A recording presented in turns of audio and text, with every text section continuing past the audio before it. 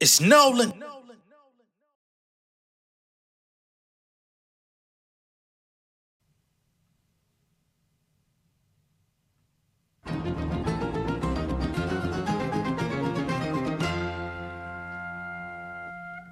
In the image of God, able to smite them, embracing my light. I can't leave this game without putting up a fight. These niggas clones, they digging they in the zip file. Shit was way better when Hov poured out the crystal. Nick put the pins down, maybe I should find you a pen pal. 20-year legends with classes, they dropping mid now. I guess the mission accomplished. We were sent to demolish the infinite knowledge. We living in privates, we shipping the product for free, still looking for profit. Somebody tell me how long before this shit get abolished. I sat back and reassessed it. If we ain't got the GPS, then who giving directions? Moving out of order, we paid dues to collections. Chasing after checks, but still skipping the checklist. Screaming gang gang, but bitching up for the detectives. Rolly plain Jane, decapitated your necklace. I done got some placements that never paid with detections. Nothing finna change, so why we talking elections? I'm on their ass. You a killer, then why you been taking photographs? All the line, this shit is making my modem crash. Niggas crying to me, but ain't putting up the cash. Suffering succotash. Don't make me stuff your ass, but I had the battle before they said I'm legit. Gigs out of state, I couldn't afford the trip. $100 tape, I started studying nip. Nigga, this a marathon, you better gas up the whip, fucker. What's going on, beautiful people? It's the kid J Nolan here. Welcome back to another episode of Inside the Industry, your number one source for music, entertainment, commentary, and breakdowns. Hope everyone's doing well out there. Now, y'all know yesterday we did go live about Drake.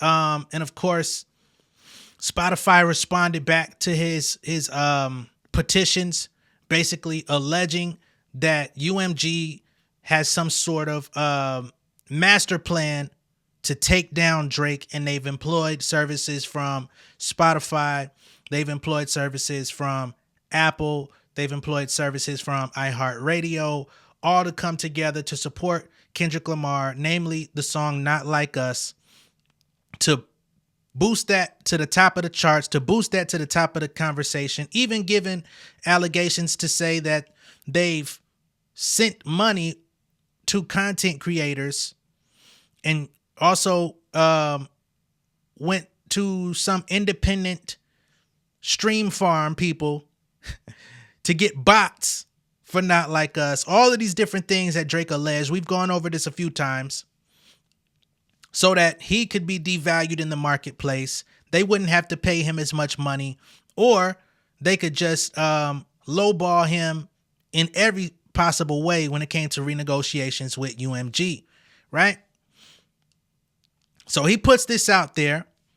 Yesterday, Spotify finally comes out. They issue a statement. Not only do they issue a public statement, but they also wrote a statement legally to the courts as to why they feel that Drake's petition should be dismissed, that they shouldn't have to submit to pretrial discovery, that they shouldn't have to open up any of their books, or that they shouldn't have to, submit to any of the allegations that Drake has set forth. They say that the reputational harm that Drake took was primarily because he decided to engage in a public beef with Kendrick Lamar, in which they both went back and forth, hurling disses at each other. And in so many words, they say, bro, you lost, and now you're blaming us, right? They didn't say that in plain terms, but they went around the corner to the other corner. They got some great drink. They went around the corner and got them some hot Cheetos. And then they got a spicy pickle or something and came back and said, nigga, you lost. You feel me? But of course, legally, they had to refute his claims. They say there was no such agreement where they settled for a lesser licensing rate with UMG for Not Like Us. So all of that withstanding, they said, nigga, get out of here. Now, a representative from Drake's team, I don't know who Drake's legal team is, but a spokesperson from Drake's legal team came out later in the day. I was already done creating content for the day by the time this statement came out, but this is what they had to say. Very short. They say, it is not surprising that Spotify is trying to distance themselves from UMG's allegedly manipulative practices to artificially inflate streaming numbers on behalf of one of its other artists. If Spotify and UMG have nothing to hide, then they should be perfectly fine complying with this basic discovery request. All right? So Drake's legal team is saying, we expected y'all to deny these claims. Not surprising. Why would y'all come out and admit to any wrongdoing? But then they come out and say, well, if you don't have nothing to hide, then you should let us comb through everything. Now, to me, if I'm innocent and I don't want to go through the process with you, because that's the thing, right? They're making it seem like Spotify actually wants to go through this legal rigmarole with Drake. Spotify don't want to do that. Spotify doesn't want to have to show up in court and send representatives to come open up the books, to come talk about how they develop licensing agreements with the labels, how all that stuff works, because they're going to have to come in and explain all of this legal mumbo jumbo that's already etched in stone. And it's like, why do we have to do this when everybody knows what it is? We work in this industry together. We're all, we've been in a pretty sanctimonious relationship for the past decade. Now, one artist is about to try to take us to court, and we're supposed to just bow down to your request because you feel some type of way, because your value is going down in the market. You never thought this day would happen. You never thought you would take an L to a Kendrick Lamar. Your ego is hurt. You never thought it would be a day where the majority, because, Drake has a massive online support base. Even today, even with, all of the hate and all of the, I won't even say hate, but there's some of that. But even with the level of critique that Drake is facing from people online, typically Drake used to get critique in terms of like how he looked, how he dressed, he's soft, things that kind of followed him from the onset of his career. So he could kind of maneuver without that, right? Remember, Lord knows he says, I make music for niggas. I don't make music for niggas that don't get pussy, so I understand why you don't rake me or you may overlook me. He was kind of able to get away with that line and push through the rest of his career just addressing it that one good time. And people kind of was like, ooh, hey, he said he don't make music for at the time, people that would have been identified as hip hop purists, or more recently, you would put them in the incel category. Only thing is, in recent years, Drake's fan base seems to have taken a complete 180 and is mostly comprised of incels and guys who don't know that they're no longer cool, right? Niggas that think that they're like the ultimate cool. Niggas that used to like get over at the party from like having the hookahs on deck, but maybe they don't see that they're still like the niggas hanging at the party with the hookahs, but the girls just keep getting younger. Those are the guys that mostly like Drake. I'm not saying that's everybody, right? Because at times Drake has dropped music in the past few years that I've liked. I've also been very critical of Drake for the past few years as well. So I get it. But I don't think he ever saw a day in this lifetime that he would be overwhelmingly overshadowed from a critical standpoint to where it's like Drake can't come outside. Drake is isolated from the yard. Like when you come outside, niggas is smacking the kufi off at this point. You're like, damn. But I'm still getting all these streams. But I'm still getting all, you know what I'm saying? I'm still the dude, ain't I? You still the dude when you're in the house. You still the dude when you're in areas where your folks can curate you being the dude. Outside of that, you're getting your kufi smacked, right? So Spotify is looking at this like, dog, we're not the reason your kufi got smacked. We not the reason that happened, brother. We didn't do it. We didn't strike no side deals, under the table deal, handshake deal. We didn't do it. Y'all released both of y'all songs on the same platforms, ours included. The streaming numbers were released. Y'all got y'all Billboard rankings and all of this stuff. The people chose Not Like Us.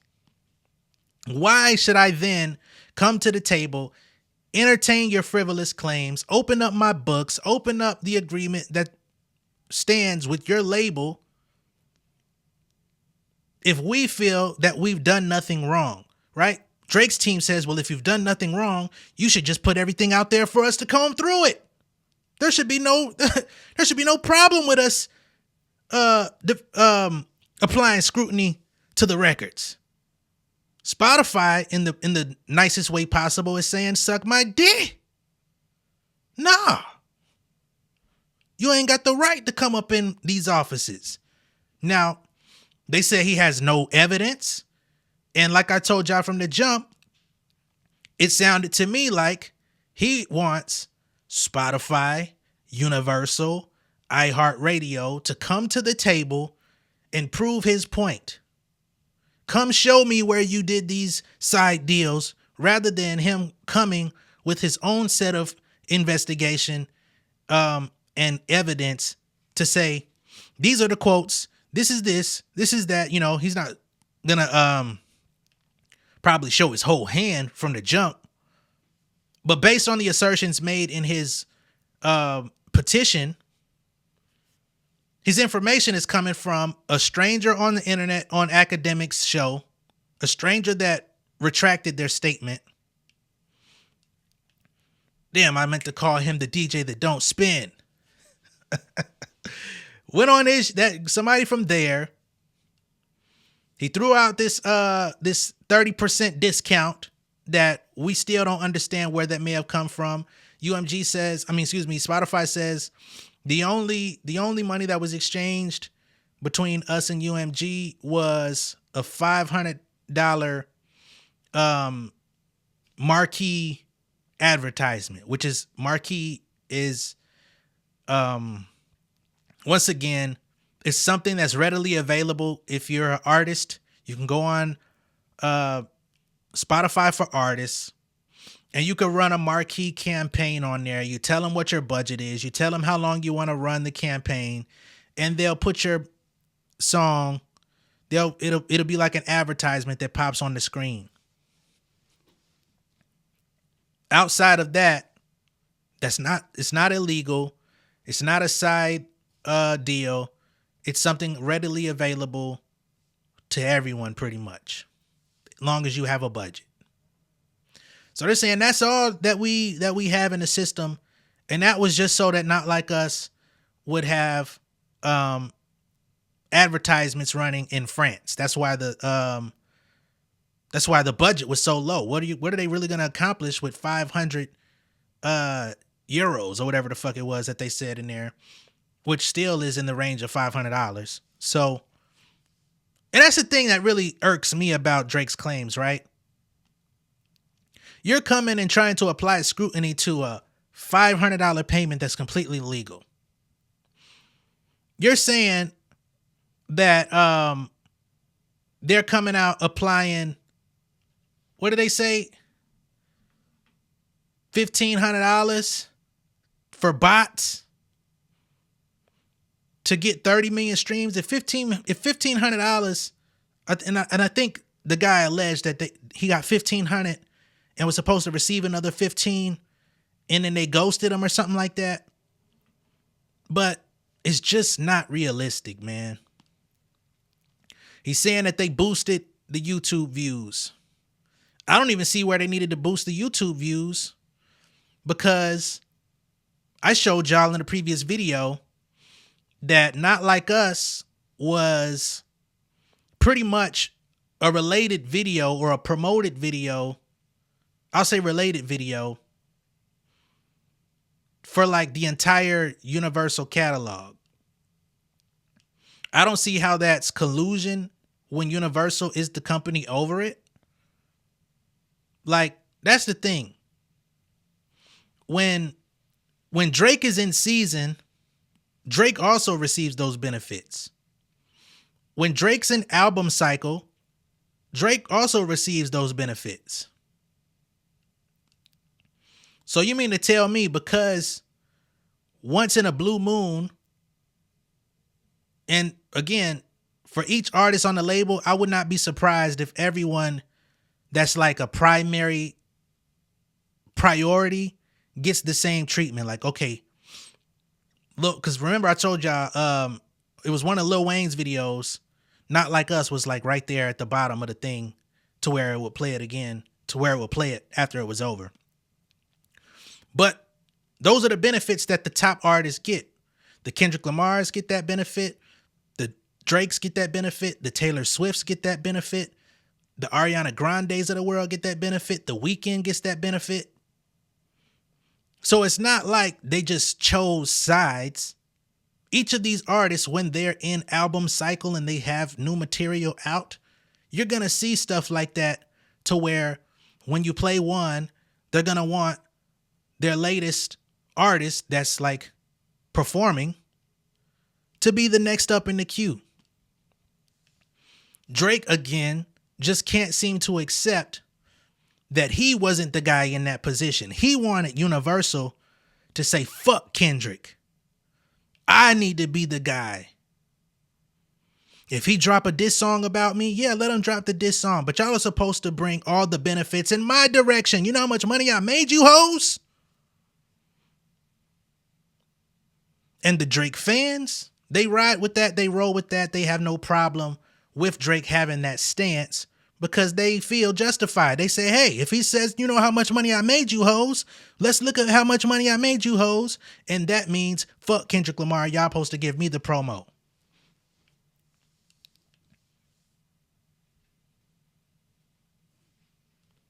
But I tell you what, Family Matters played just as much in those slots. There was music videos that I watched on YouTube at the time when the beef was going on. Family Matters made its way onto my screen too with that fucking van. So it's not like Kendrick Lamar was the only one coming up in the algorithm. So this is just a case of, you know, Icarus flying too close to the sun. And this nigga wings is melting. I think he still may have some flight left in him because, again, he has a very big fan base. But he's definitely creating a lot of barriers that can hinder him in the long run. I think Drake may find himself in a Kanye-like position moving forward. He's not as outspoken as a Kanye. He's not going to go against his beloved Jewish brothers and sisters in the way that Kanye would, because Kanye is not part of the, you know, he doesn't come from the bloodline of that. So Drake will always have that benefit. But with the lack of favor that he's creating in the buildings that have upheld him for his entire career, if some kind of way he's able to muscle his way out of his Universal contract, I think he then will have to take a page out of the Kanye book. If you've been following Kanye and what he had going on, he did the Vultures 1, Vultures 2. Both of those albums were independently released. He went to some label engine or something like that, this distributor out there that's like, it's been around for a while, but it kind of wasn't expected that they were going to do this, right? So they release it. Vultures 1 sold like 148,000 with little to no promo, no label, no licensing deal. The little bit of promo that they did receive for the project came on behalf of Ty Dolla $ign, who's still in a contract with Atlantic. But Atlantic didn't like come in and save it or nothing like that. They just did what they could for Ty. But Kanye is the draw, right? Because if Atlantic could have driven this album to that length, they could probably do the same thing for Ty Dolla $ign, who just does not have that favor on his own, right? They came back, did Vultures 2, sold another 100K independently with minimal assistance from Atlantic. Not only that, but they also had a good degree of pure sales. I think they sold a majority of those 100K, I think somewhere in like the 60,000, 70,000 realm was pure sales that they had accumulated through those dedicated fans. Because Kanye had motherfuckers out here buying a stem player that had no real use case in the real world. Kanye had motherfuckers out here willing to pay for that Donda album that a lot of motherfuckers never got. You know what I'm saying? So he has a fan base that's like, whatever he do, I'm there. Now, casuals, people that used to like Kanye, fell off the wagon, didn't support the MAGA shit. You know, there's plenty of different transgressions that affected his career. But even with that, even with him falling out of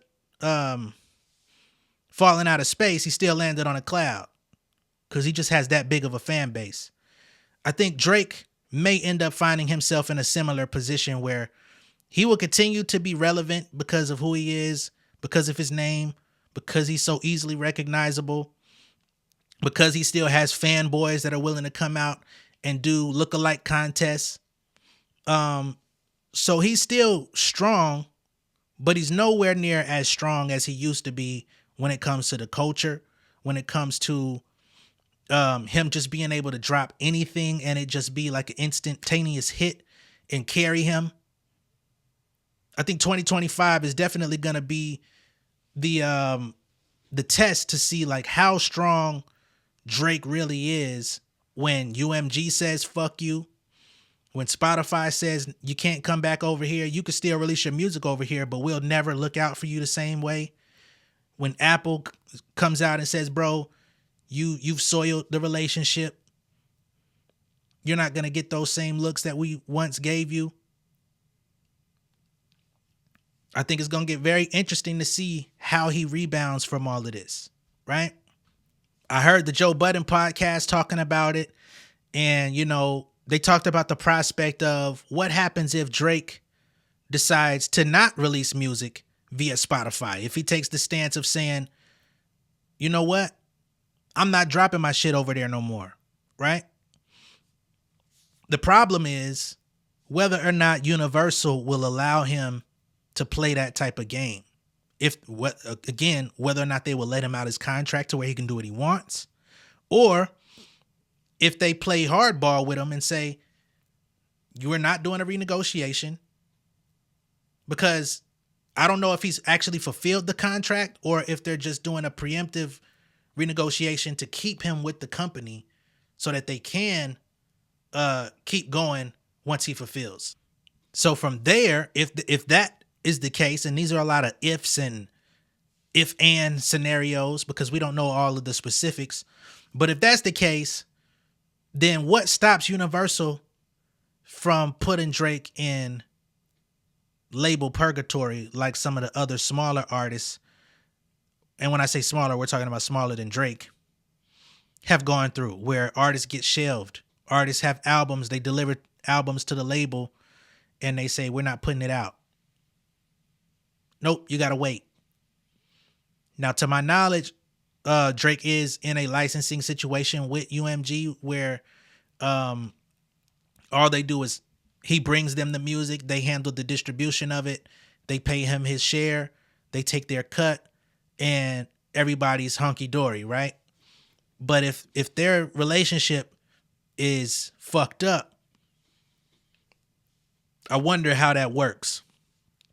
Or does he find himself more of in a Chris Brown after Rihanna type of situation, right? Because what ended up happening with CB is when he dropped from favor from the public for the DV. They basically put him on punishment for a little bit. But during the time of him kind of getting on punishment, it kind of worked in his favor because he went and negotiated rights to his masters. And basically, the rights for the masters came from him saying, y'all, just let me own my shit.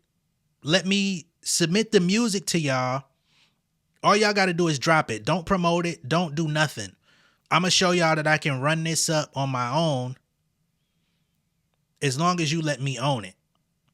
Right? And then over time, he would regain access to his back catalog. So now, although CB doesn't have the favor of like the overarching field of entertainment, he has a very strong fan base. We just seen he was doing some shit in South Africa for 90,000 people. Like, he doesn't get the promotion. He doesn't get a lot of the looks that other artists may get. We see award shows that book him and then cancel on him at the last minute. Celebrity basketball games book him and then cancel him at the last minute. So there's still some trepidation, some hesitation from corporations to really like stamp their relationship with CB. But when he comes to the table, when he's ready to drop an album, he could put as many songs as he wants on it. He does whatever he wants. He has his team of writers. He has his team of producers that work with him every time. And they press the button on it. And whatever happens with it happens. You know, his fan base buys it. He performs around the same every time. Goes out on tour. So Drake could find himself in that as well. Now, I don't know if he'd be satisfied with that.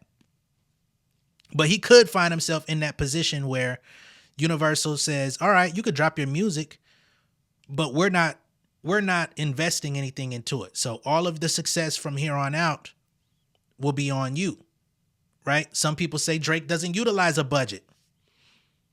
I think that's cap because Lucian Grange said that Drake has unlimited budget. Now, moving forward, after trying to sue the label, I think Lucian Grange pulls back, says, hey man, you know, I gave you access to that Amex over there, that unlimited motherfucker. Go on, I'm gonna need that back, baby. Yeah. I'm gonna need that back. I don't know. Now, in other Drake news, I recently saw that What's the Dirt is back out in the game. And he's done an interview in which he insinuates that Kendrick Lamar may have possibly been hating on Drake for his entire career, right? He says that there's sources that have spoken to him, and he says it's not a source from Drake camp. It's a neutral party. But it would have to be somebody that's at some point been to the TDE studios, because he says once upon a time when Kendrick was in the earlier parts of his career, TDE, Top Dog and them had a photo of Drake on the wall and basically said that he is the guy to beat. He's the number one guy to go after. Like, if we can compete with him, we're going to be good. Right? And this is information coming from What's the Dirt. I don't know who his source is, but he says a source told him that. And he feels as though that may have built up a deep resentment in Kendrick's heart to be like, okay, this guy is the same age as me. He's so much further than I am. And he's got a picture in my goddamn studio where I'm making my music at. One day I'm going to fuck this nigga up. Right? That's What's the Dirt's perspective, right? The only thing about when you come to the internet and you say a source told me and you don't name your source is that some people may say that the source is credible and they don't want to put their name on the line for any backfire or trickle down effects.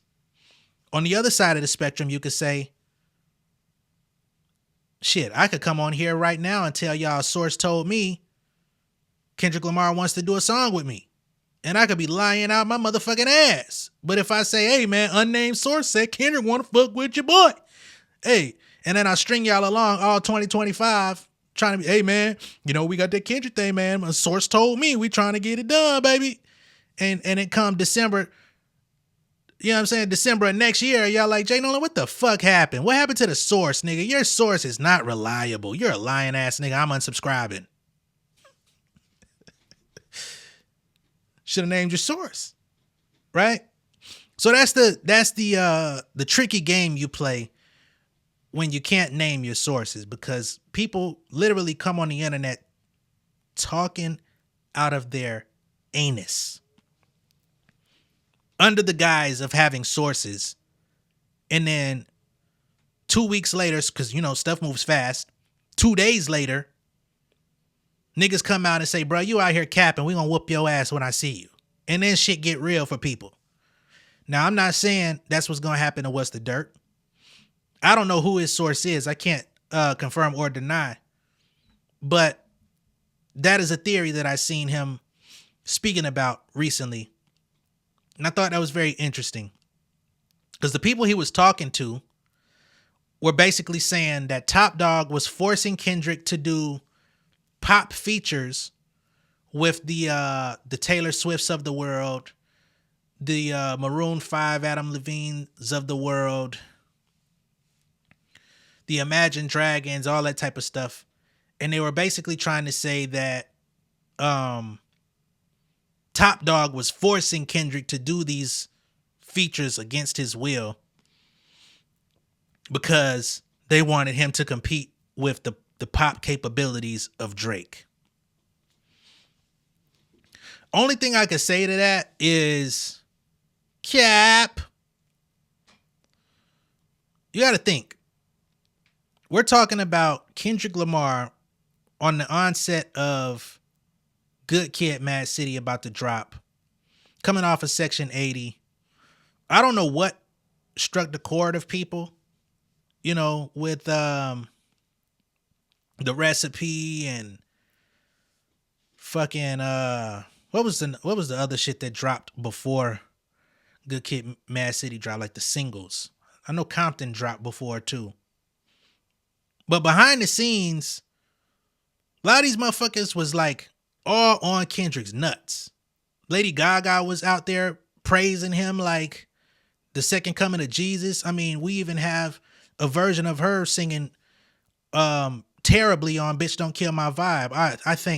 I think every descendant of God that they let Janae Aiko and Anna Wise sing that shit rather than fucking Gaga. That would have ruined the song and the album. But she was all on his nuts. Like she was on him so hard, she leaked her version out. Right? So what that tells me is it wasn't that Top was forcing him to work with the pop stars. The pop stars was knocking at the fucking door like, he's the dude. How can we get a piece? When you think about Maroon 5, Adam Levine, you got to think Interscope. Adam Levine got songs with Dre. Adam Levine got songs with M. So I'm not surprised that was a connection, because it's like, all right, we know you're going to take over. You're going to do shit on the hip hop side, but these motherfuckers want to work with you. And I think it'll be a good look. Just do the feature. Ba ba bang. Easy. It's easy money. Robin Thicke shit. I believe Robin Thicke was also an Interscope artist. So I don't think he was doing nothing against his will so much as this was his introduction into the game. He signed to the major because he was with TDE, but it was Aftermath, Interscope, and long as Jimmy Iovine got his go-to guys, Jimmy Iovine is gonna be like, yo, this is gonna be a great look. You do what you do, you bring us your music. It's not like they were on his album, but you're not gonna give us the pop hits. So if you feature on some, great. You know what I'm saying? It just brings in But I don't think Top Dog was holding that nigga hostage in the studio, talking about some goddamn, you gonna make this motherfucker song. And then, if you look at Kendrick Lamar artistically, creatively, who's to say he wasn't a fan of these artists? So when they were approached with the opportunity to do it, who's to say he wasn't excited to do it? Just because you feel like, oh, he just a nigga from Compton. Oh, he just a, you know what I'm saying? Ain't no way he was listening to them motherfuckers. We don't know what type of shit that nigga, like, who expected him to take the neo soul jazz route? Who knew he, you know what I'm saying? If you wasn't watching his interviews to where he told you that was primarily what he listened to outside of rap, you probably were surprised as fuck when To Pimp a Butterfly came out and you didn't have hardcore West Coast G, you know what I mean? Because it was like, you know, the distinction between the quick sound and like the Snoop MC8 sound. He went more quick. A lot of people expected more of Good Kid, Mad City, which was more so kind of a traditional West Coast with progressive vibes. So if you're an uneducated listener, you would say him doing those features was unpredictable. He was forced. Oh, he's working with white artists. How could he possibly fuck with Taylor Swift? Because Taylor Swift was fawning over his ass. And he like, shit, man. Respect. I ain't got no problem with you. Shit, we can make records. Fuck it. She say I'm the best rapper she ever heard in her life. Fuck it. But that's the position Kendrick Lamar sits in, right? In order to try to find chinks in his armor, you gotta like make up you gotta make up shit that's already like available that you will already be able to find and like redirect the narrative, rewrite the story. Just like 50 Cent was trying to say that, oh, the labels like the music industry likes Kendrick Lamar being the top dog because he doesn't represent the streets and he's got a clean cut image and, you know, he's the good kid from the Mad City, so he can. But do you listen to his music though? Because he ain't never been no cookie cutter super clean nigga. He's always come from, I'm a nigga from Compton that wanted better for myself, but I can't escape the environment I come from in the background that's there. We talked about this the other day. I'm not going to expound on that too much further. But I just find it very interesting that these are the conversations people are having retroactively when the bottom line is the nigga won the battle. The nigga won the war. And I project in 2025, he's still gonna be the reigning champion because that's what the people want at this time. That's what the culture's feeling. And you can't change what the culture's feeling just because you want to change it. You know what I'm saying? Even for me, as big of a Kendrick Lamar fan as I am, I've been at odds with like some of the super fans who just take it too far. I'm like, bro, I love this nigga, bro. Love the nigga for over a decade now. Some of y'all going a little too far. And niggas be like, man, fuck you, I'm unsubscribing. I'm going to go watch the niggas that's not going to refute nothing. Fine. I don't like the nigga no less. So I understand how frustrating it must be for like the Drake apologists out there that's like, man, we just not getting no love out here in the streets, man. This nigga got every block sewn up, man. All the dope on the streets got this nigga face plastered on it, man. Niggas got the motherfucking Kendrick Lamar stamp on that bitch, man. I don't like that shit. These niggas giving out PG Lang dope packs. What happened to the OVO packs? It's just not your time. New Jack City, baby. It's the base. So I get it. But that's just what it is, man. And Best thing that y'all motherfuckers could do, and when I say y'all motherfuckers, I'm talking about people that want Drake to win, is back your champion in a corner. Hold him accountable. Hold his feet to the fire, and make him produce better music. That's his way out, is if he produces better music. Music that people will actually be able to live with rather than discarding it in a day or two. Let him come from a place of vulnerability, because that's what won for him in the beginning. But if y'all don't hold him to that fire, if y'all don't demand more from him, I don't see him receiving any additional favor than what he's gotten from just y'all. All right. Let me know what y'all think about this down below in the comments. Be sure to like and share this video. If this is your first time seeing me on YouTube, go ahead and subscribe to the channel, become an insider. I will catch y'all on the next one. Y'all be good out there. King of my city and cul-de-sac. Coming out swinging like soldier rags. Leading my people like quarterback. Boy, I study this shit, I'm an almanac. Had to get up and grind. Knowledge is booming, I'm here to apply. Came with the chip and the dip, it just single the mind. We finna do more than survive. I need my check. Spinning the block for the Gouda. We hitting the jeweler to flood out the net. We don't do beef for computers, I'm straight out the sewer. We come when you rest.